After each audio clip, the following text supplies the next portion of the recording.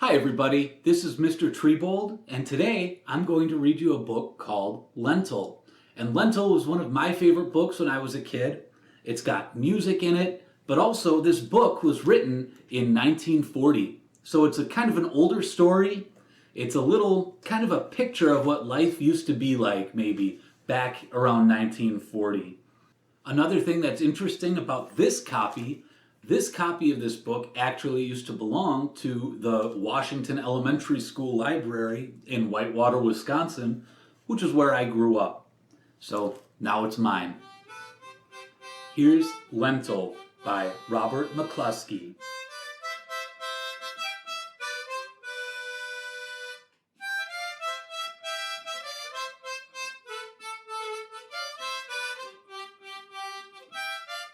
In the town of Alto, Ohio, there lived a boy named Lentil.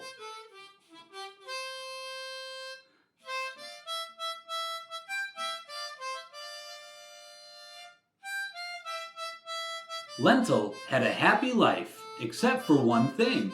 He wanted to sing, but he couldn't. It was most embarrassing, because when he opened his mouth to try, only strange sounds came out. Ark! And he couldn't even whistle because he couldn't pucker his lips. But he did want to make music, so he saved up enough pennies to buy a harmonica. Lentil was proud of his new harmonica, and he decided to become an expert. So he played a lot, whenever and wherever he could.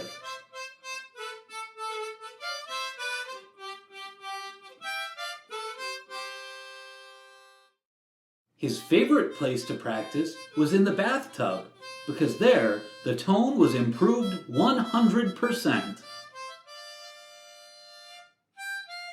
He used to play almost all the way to school.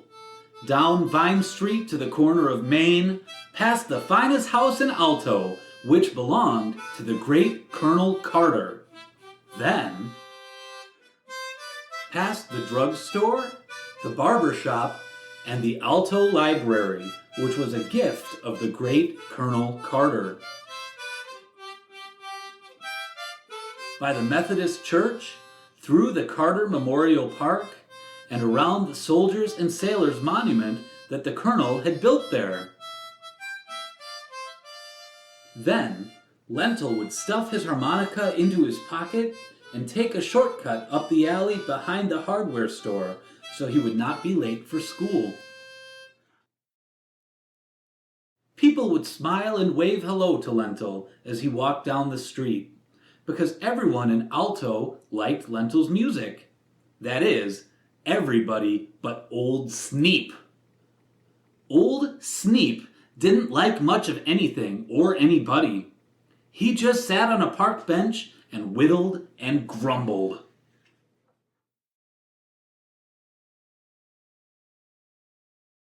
One day, the news got around that the great Colonel Carter, who had been away for 2 years, was coming home. People began to plan a grand welcome. But when Old Sneep heard the news, he said, "Humph! We was boys together. He ain't a mite better'n you or me, and he needs taking down a peg or two." Sneep just kept right on whittling, but everybody else kept right on planning. Colonel Carter was the town's most important citizen. So, the people hung out flags and decorated the streets. The mayor prepared a speech. The Alto brass band put on their new uniforms, and the printer, the grocer, the plumber, the minister, the barber, the druggist, the iceman, the school teachers, the housewives, and their husbands, and their children. Yes, the whole town went to the station to welcome Colonel Carter. The train pulled in. The musicians in the band were waiting for the leader to signal them to play. The leader was waiting for the mayor to nod to him to start the band, and the mayor was waiting for Colonel Carter to step from his private car. All the people held their breath and waited. Then there was a wet sound from above. There sat Old Sneep, sucking on a lemon.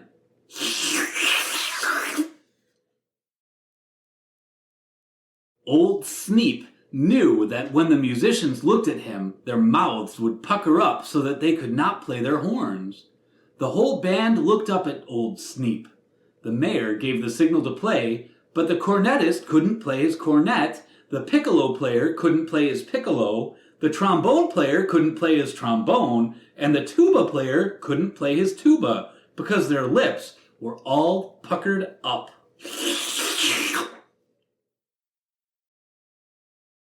They couldn't play a single note. The musicians just stood there, holding their instruments and looking up at Sneep sucking on the lemon.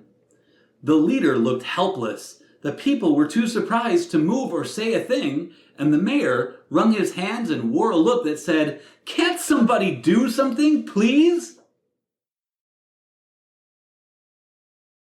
As Colonel Carter stepped from his car, the only sound was the noise of Sneep's lemon.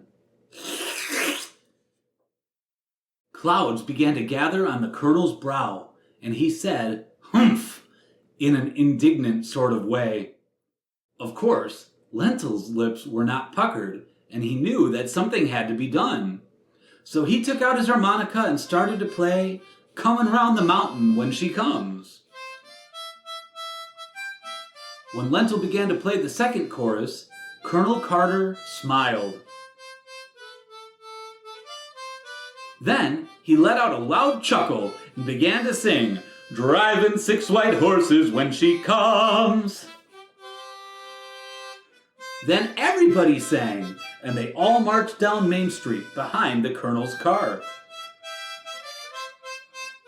Lentil rode with the colonel, who took a turn at the harmonica when Lentil's wind began to give out. He said that he hadn't played one since he was a boy, but he did very well considering. They marched to the colonel's house and paraded through the gate and onto the front lawn. The mayor's committee served ice cream cones to all the citizens, and Colonel Carter made a speech saying how happy he was about such a fine welcome and how happy he was to be home again. When he said that he was going to build a new hospital for the town of Alto, everybody was happy, even Old Sneep. So you never can tell what will happen when you learn to play the harmonica. The end. And thank you for listening to Lentil. Hope you enjoyed it.